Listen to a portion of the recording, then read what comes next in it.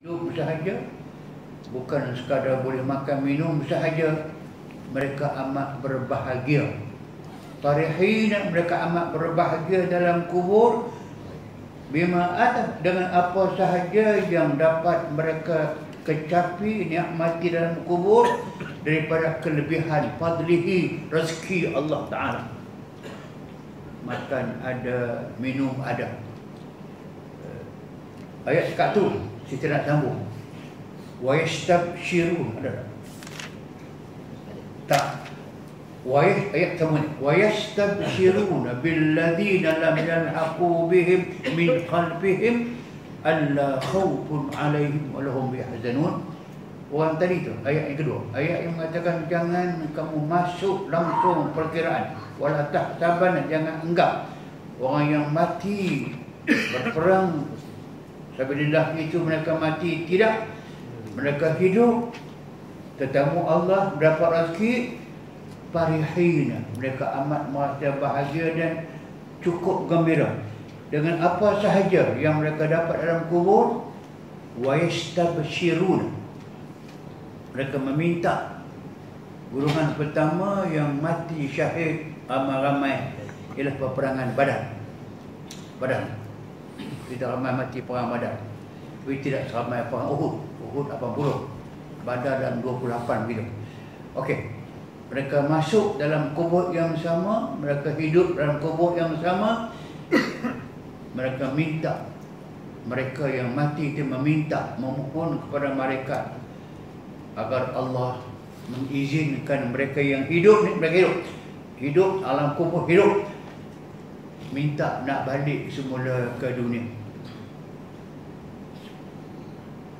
Mereka tanya mengapa nak balik ke dunia.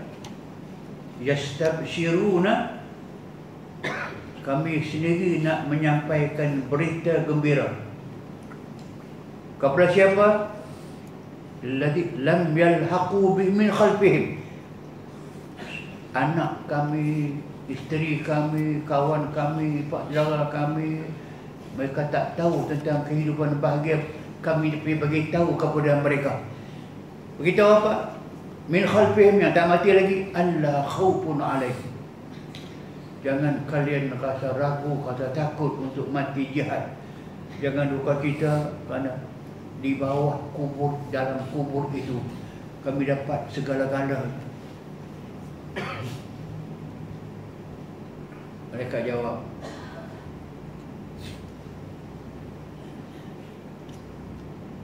Allah akan hidupkan kamu 2 kali hidup dan mati 2 kali saja.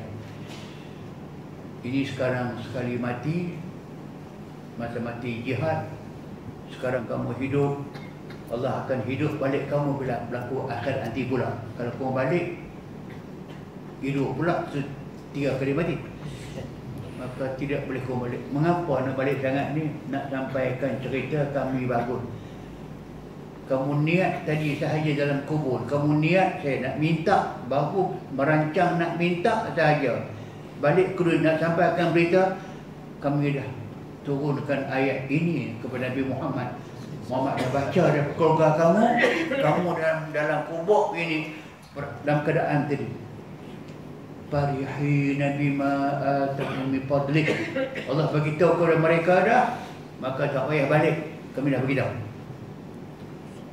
Nak mengatakan bahawa inilah dia keyakinan yang mungkin saudara tengok kot YouTube, mungkin 2-3 bulan sudah, saya simpan dalam telefon saya YouTube tentang seorang sahabat Nabi yang telah berkorban. Sahabat Nabi itu berkorban lepas zaman Nabi. Dia berkorban zaman, dia pergi ke Syam, dia mati di Syam, membawa Islam ke Syam. Dia mati syahid, mati bawa ilmu. Kubur dia perlu dibongkar untuk dipindahkan kerana kena jalan dan bangunan. Maka orang jumpa dengan satu mayat, memang kubur itu sahabat Nabi, yang dalam gambar saya tengok macam dia masih macam nak bergerak, tak bergerak. dengan rambut dia, dengan misai dia, dengan kain kapan pun tidak ada sebarang kesan lusuh dan sebagainya. Muka yang benar-benar macam orang yang macam sedang hidup, macam bukan orang yang bukan kerepot, bukan insan yang syahid. Sahabat Nabi yang mati sekarang 14 abad lamanya, kain kapan dia pun tidak hancur. Badan, sebiji badan macam bukan orang mati, nampak segar. Padahal dia bukan mati syahid. Kalau mati syahid macam mana tu? Bal ahya'un 'inda rabb yurzaqun. Mereka benar-benar hidup, yang lebih hidup daripada yang kamu hidup di dunia ini. Yurzaqun hidup perlu kepada makan, kepada minum, maka mereka mendapat segala-galanya. Sebab itulah maka penting untuk kita lihat ini sebagai satu wadah, satu alat memungkinkan. Sebab tu saya nak kait balik dengan hari ini. Memungkinkan kalau yang berlaku di Iraq, yang berlaku di Libya, di ulasan, yang berlaku di Syria sekarang, yang berlaku di Kashmir, di Pakistan, di Afghanistan, orang Islam terpaksa berhadapan dengan kekejaman, dengan kerakusan musuh pergi nak menghancurkan negara Islam, nak mengambil kekayaan negara Islam, kekayaan minyak Iraq dikuasai oleh, maka mereka pertahankan negeri mereka dengan kekuatan hanya tulang pakaran.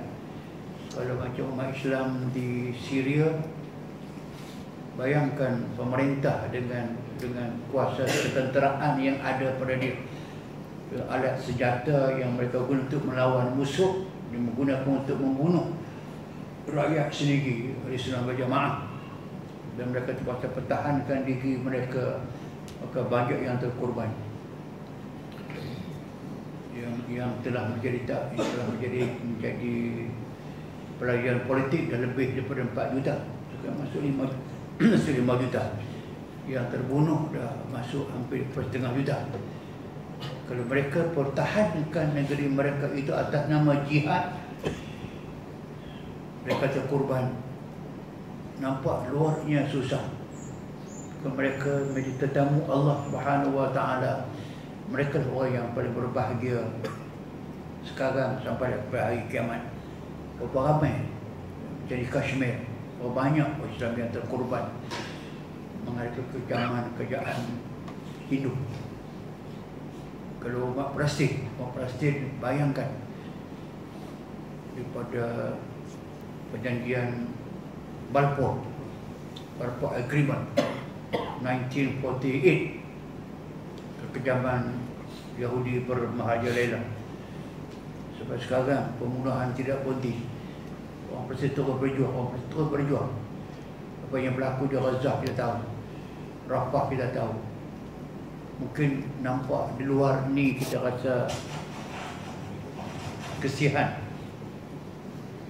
tapi pahamilah, kalau mereka dibekalkan dengan ilmu jihad, semangat jihad, man qutil duna dinihi fahuwa syahid, wa man qutil duna ardihi fahuwa syahid, wa man qutil duna ma fahuwa syahid. Hadis sahih. Sesiapa yang dibunuh dan terbunuh kerana mempertahankan agamanya, dia syahid. Yang terbunuh mempertahankan kehormatan dia, kehormatan keluarga dia, terbunuh, dia syahid. Dan mati mempertahankan harta dia, tanah air dia, rumah dia, maka mereka syahid. So, kalau syahid, itulah yang dicari sangat.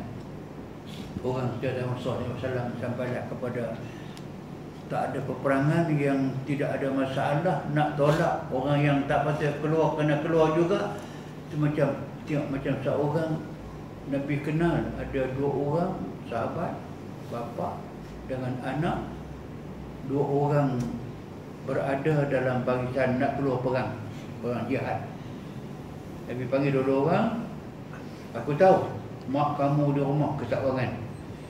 Seorang sahaja keluar perang, seorang lagi kena balik. Kalau bapa keluar perang, anak balik jaga mak. Kalau anak perang, bapa balik keluar. Okey, bapa kata kami nak keluar seorang saja, bagi peluang kami berunding. Peluang kami berunding. Maka berunding antara bapa dengan anak ni. Bapa kata, anak, kamu masih muda, panjang lagi masa boleh berjihad. Kamu baliklah, tarik diri, balik jaga mak. Nabi suruh kamu jaga, kamu jangan derhaka ke bapa. Jangan derhaka bapa, tak masuk syurga. Anak kata, bapa dah tua, tidak sekuat saya. Saya masih muda. Saya pertahankan Nabi dan para sahabat Islam. Bapa balik jaga mak. Tak boleh. Kamu panjang lagi, bergaduh, tak ada. Nabi kata, izan alaikum bil Quran. Kalau kita selesai juga, kamu aku nak selesaikan dengan cara undi. Ada 2 batu, tangan aku satu besar, satu kecil. Tangan aku ada 2, satu batu besar, satu batu kecil. Kamu kena Quran, kamu bapa pilih yang mana? Kanan atau kiri? Bapa kata, suruh anak dulu. Anak saya bapa, yang tu pernah gaduh. Akhirnya bapa dulu. Bapa silap.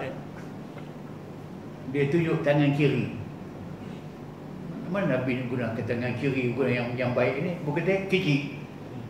Ni besar, anak menang, bapa kena balik. Dia menangis. Dia kata, bagi peluang dekat saya lagi sekali nak berunding dengan anak. Bagi anak, dia kata, kamu pergi perang, mati masuk syurga. Tapi kamu derhaka kan bapa, bukan masuk syurga.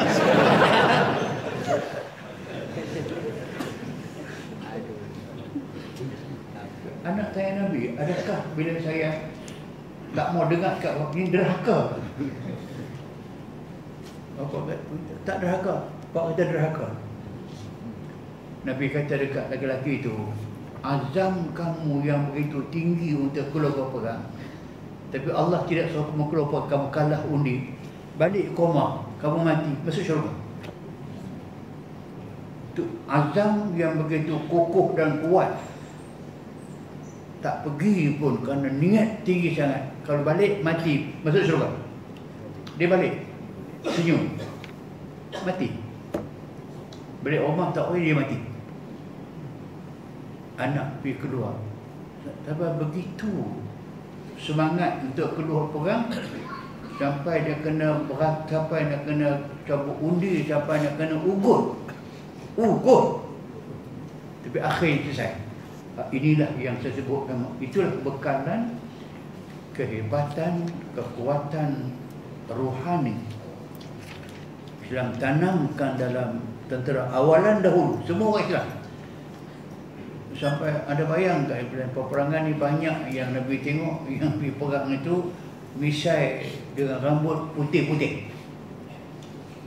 Banyak tentera Islam yang pergi perang itu rambut putih, misai putih. Sampai Nabi kata, ihdum, sebelum keluar perang pergi inai dulu rambut, jangan buat putih orang nampak kamu tua. Tapi kalau pun jangan buat hitam, bukan kata haram, kalau pun jangan buat hitam, pegang tak apa, kekuning-kuningan tidak mengapa, jangan putih. Pasal kalau tentera tengok, tentera musuh tengok orang Islam semua, tentera dia veteran. Takut semangat mereka lebih. Kita ratak aja tu waktu tua-tua belakang, gigi pun tak ada, uban apa. Bila pergi tengok semua rambut tidak ada uban, atau kekuatan. Walaupun bukan kuat pada putih hitam rambut tu, apa, semangat. Tapi Nabi suruh inaikan, inai rambut, inai putih. Sampai Nabi kata, ihdum, sebelum keluar perang pergi inai dulu rambut, jangan buat putih orang nampak kamu tua. Tapi kalau pun jangan buat hitam, bukan kata haram, kalau pun jangan buat hitam, pegang tak apa, kekuning-kuningan tidak mengapa, jangan putih. Pasal kalau tentera tengok, tentera musuh tengok orang Islam semua, tentera dia veteran. tukarkan warna putih supaya musuh memperkecil-kecilkan kamu. Atas itulah kita habiskan ayat Quran hari dahulu, dan kita akan sambung nanti hadis kata apa tentang yang nama jihad ini. Kita akan berjumpa sambungannya dalam akan datang, kerana saya tengok ada